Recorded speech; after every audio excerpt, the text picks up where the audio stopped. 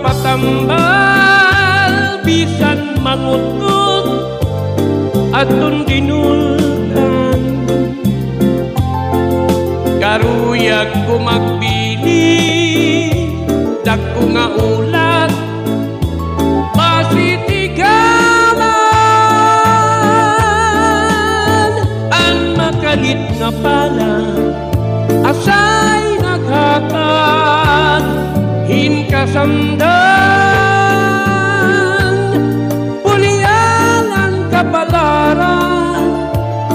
pagtitipigan hinum